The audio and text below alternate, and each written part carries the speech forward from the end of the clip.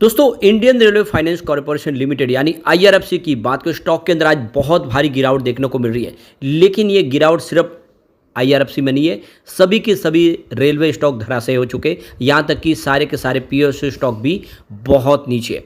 और इसके पीछे वजह बाजार में ज़बरदस्त गिरावट, बाजार में त्राहिम त्राहिम मचा है।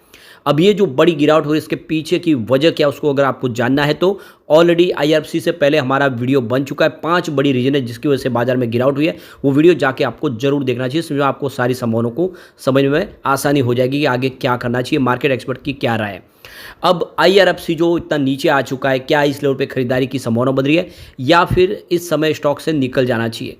क्या आने वाले समय पीएसयू स्टॉक में फिर गिरावट की संभावना बनेगी? अभी इसके लिए जो बड़ा ट्रिगर है वो है इसका रिजल्ट जो अभी आने वाला है, क्या उससे तेजी की संभावना बनेगी, जानने की कोशिश करेंगे इस वीडियो के माध्यम से। लेकिन फ्रेंड, उससे पहले अगर आप पहली बार हमारे चैनल पे आए तो चैनल को सब्सक्राइब कर दीजिए, एक बेल आइकॉन दबा दीजिए ताकि जब भी नया वीडियो बने पहला नोटिफिकेशन आपको मिले। वीडियो पसंद आए तो लाइक से जरूर कीजिए। चलो फ्रेंड्स, वीडियो स्टार्ट करते हैं। मैं हूँ आपका दोस्त एस.बी. दवे और हमारे अपने चैनल ऑनलाइन कमाई में आपका बहुत बहुत स्वागत है। तो सबसे पहले अगर हम बाज़ार की बात कर ले तो इस समय लगभग 11:30 बजे के आसपास का टाइम है।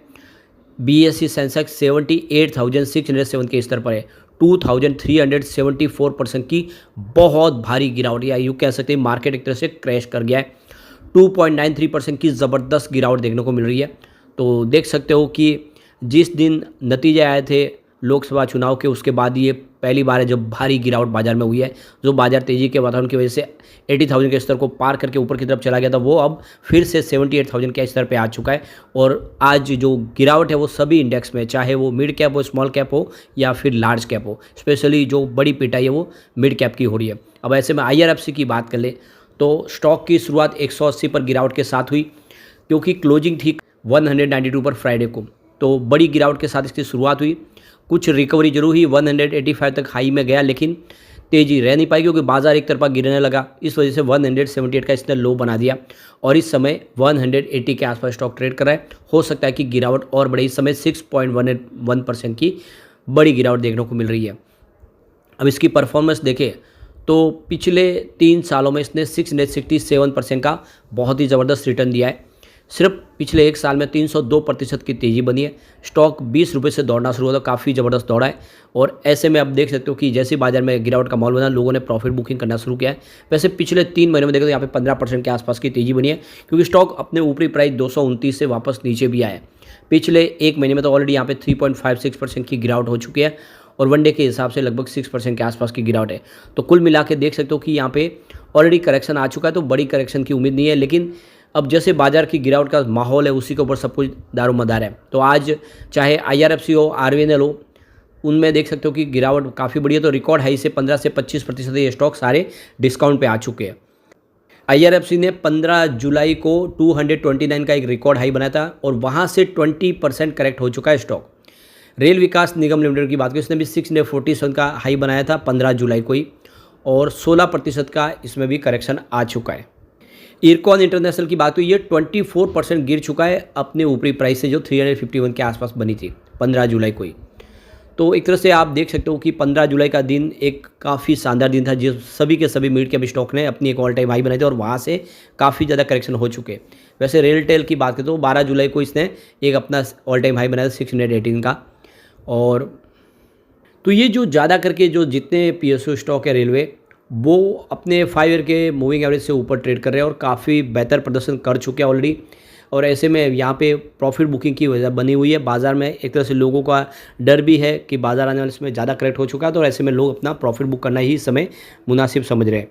अब यहाँ पे जियोजित फाइनेंशियल सर्विस के तरफ से जो है विनोद नायर का कहना है कि इंडिया का जो मार्केट है वो बहुत ज़बरदस्त दौड़ चुका है और अब ऐसे में बाज़ार में थकावट दिख रही है और इसके पीछे जो वजह है वो ग्लोबल रीजन है।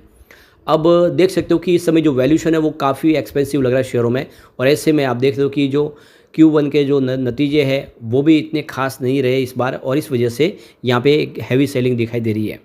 तो एक बात तो है कि जैसे ही बाज़ार में रिकवरी का दौर शुरू होगा तो आईआरएफसी फिर बेहतर प्रदर्शन कर सकता है, क्योंकि आने वाले समय सरकार ने जिस तरह से रेलवे कैपेक्स इस बार बढ़ाया तो उसका फ़ायदा तो होना ही होना है। अब एक जो बड़ी अपडेट निकल के आ रही है, जैसे कि लोगों के बार बार सवाल भी निकल के आते हैं कि क्या आने वाले समय में वंदे भारत जो नई आने वाली स्लीपर वो राजधानी ट्रेन और दूसरी और सुपरफास्ट ट्रेन उनकी जगह लेने वाली है। इसका जवाब अब दे दिया है हमारे रेलवे मिनिस्टर की तरफ से। तो राज्यसभा में 29 जुलाई को उन्होंने अपना जवाब दिया है और उनका कहना है वंदे भारत की जो चेयर कार है वो 760 किलोमीटर तक की जो डिस्टेंस है उसको कवर करते और उसके ऊपर जो डिस्टेंस हो उसके लिए वंदे भारत स्लीपर आने वाली है। तो फिलहाल आप देखें तो कि वनडे के हिसाब से जो रन होता है उसी के हिसाब से इनको बनाया गया है, जिसमें नाइट नहीं सिर्फ सफ़र है वो दिन का ही होता है। अब यहाँ पे रेलवे मिनिस्टर अश्विनी वैष्णव की तरफ से जो राज्यसभा में कहा गया है कि जो सवाल उठाए जाते हैं कि क्या वंदे भारत ट्रेन है वो रिप्लेस करेगी सुपरफास्ट ट्रेन राजधानी जैसी गाड़ियों को, तो ये बिल्कुल नहीं है। ये अलग से सारी ट्रेनें शुरू की जा रही है। राजधानी अपने समय पे पहले ही जैसे चलती वैसे चलेगी और दूसरी जो और भी सुपरफास्ट ट्रेन है वो सारी चलती रहेगी। इसको वंदे भारत रिप्लेस नहीं करेगा, बल्कि वंदे भारत अलग से एक्स्ट्रा उनको जोड़ा जा रहा है, उसको शुरू किया जाएगा, किसी गाड़ी को रिप्लेस नहीं करने वाला। इसका मतलब ये हो गया कि आने वाले समय में और भी वंदे भारत जो ट्रेन है लोगों की सहूलियत के लिए बढ़ाई जा रही है, जिससे लोगों का जो सफ़र है वो आसान हो सके। काफ़ी ज़्यादा ट्रैफिक रहती है और ऐसे में कुछ सुपरफास्ट ट्रेन वंदे भारत, वंदे स्लीपर और वंदे मेट्रो जैसी आने वाली है। तो ये क्लियर हो चुका है कि अभी ये सुपरफास्ट ट्रेन को रिप्लेस नहीं करेंगे। अब यहाँ पे रिजल्ट हमारे सामने क्वार्टर 1 का आने वाला है और रिजल्ट बेहतर रहने की पूरी उम्मीद है, क्योंकि पिछले 2021 से हम देख रहे हैं कि प्रॉफिट रेवेन्यू लगातार बढ़ाई है, कोई कमी रही नहीं है। 2021 की बात करें तो कंपनी का जो रेवेन्यू 15.77 थाउजेंड करोड़ के आसपास था और 4.42 थाउजेंड करोड़ का प्रॉफिट हुआ था। 2022 में रेवेन्यू बढ़ के 20.30 थाउजेंड करोड़ तक पहुँच गया और प्रॉफिट बढ़ते हुए 6.09 थाउजेंड करोड़ तक पहुँच गया। 2023 की बात करें तो रेवेन्यू 23.93 थाउजेंड करोड़ तक पहुंच गया, तो प्रॉफिट बढ़ते हुए 6.34 थाउजेंड करोड़ तक पहुंच गया। 2024 की बात करें तो रेवेन्यू बढ़ते हुए 26.66 थाउजेंड करोड़ तक पहुंच गया, तो प्रॉफिट भी बढ़ते हुए 6.41 थाउजेंड करोड़ तक पहुंचा है। तो 2021 से लगातार रेवेन्यू प्रॉफिट बढ़ रहा है और इसीलिए हम कह सकते हैं, उम्मीद कर सकते हैं इस बार भी बेहतर रिजल्ट होगा और ऐसे में इसकी प्राइस बढ़ सकती है आने वाले समय। ऐसे में जो लॉन्ग टर्म इन्वेस्टर है उनके लिए एक अच्छी अपॉर्चुनिटी आई है, जो हमने बार बार देखा है कि भारी गिरावट के बाद स्टॉक फिर से दौड़ते हैं और बाजार भी बाउंस बैक देता है। अब यहाँ पे आज जो डील हुई है उन डील को समझते हैं। तो सुबह 9:15 पर 182 की प्राइस से 3,46,000 शेयरों की बिकवाली हुई, तो उसी समय 9:15 पर 184 की प्राइस से 3,60,000 शेयरों की खरीदारी हुई और फिर 9:15 पर ही 180 की प्राइस से 3,35,000 शेयरों की बिकवाली हुई, तो उसी समय 9:15 पर 183 की प्राइस से 4,17,000 शेयरों की फिर से खरीदारी हुई, तो फिर 9:15 पर ही 180 की प्राइस से 2,56,000 शेयरों की एक बिकवाली हुई। यानी एक खरीदारी एक बिकवाली, यही पूरा सुबह का दौर था। यानी दोनों तरफ का माहौल बना हुआ था सुबह सुबह और इसी वजह से थोड़ा सा माहौल ठीक था।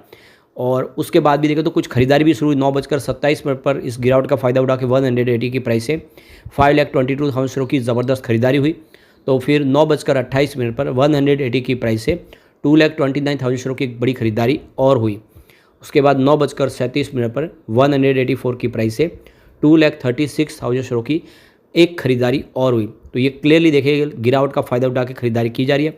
उसके बाद 9:51 पर 185 की प्राइस से 2,24,000 शेयरों की एक शानदार खरीदारी और हुई।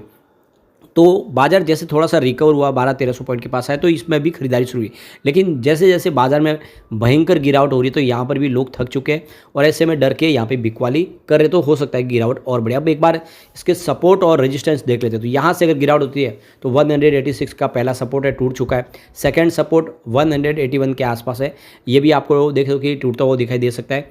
अब तीसरा जो सपोर्ट है 177 के आसपास, ये सपोर्ट भी टूटा तो भारी गिरावट हो सकती है।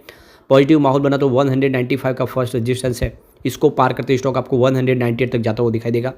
तेजी और जारी तो 204 तक जा सकता है। ऐसे में यही रास्ता है कि अगर आप लॉन्ग टर्म इन्वेस्टर तो ये अच्छा मौका, डीप में थोड़ा सा खरीदारी कर सकते हैं। शॉर्ट टर्म इन्वेस्टर बाजार में प्रॉफिट बुक के बारे में सोच सकते हैं। लेकिन फ्रेंड, कोई भी इन्वेस्टमेंट करने से पहले अपने फाइनेंशियल एडवाइजर्स बड़े ले ले या अपना खुद का रिसर्च करें, क्योंकि मैंने वीडियो आपके एजुकेशनल पर्पज़ के लिए ही बनाया। वीडियो पसंद आए तो लाइक शेयर जरूर कीजिए और चैनल को सब्सक्राइब कर दीजिए।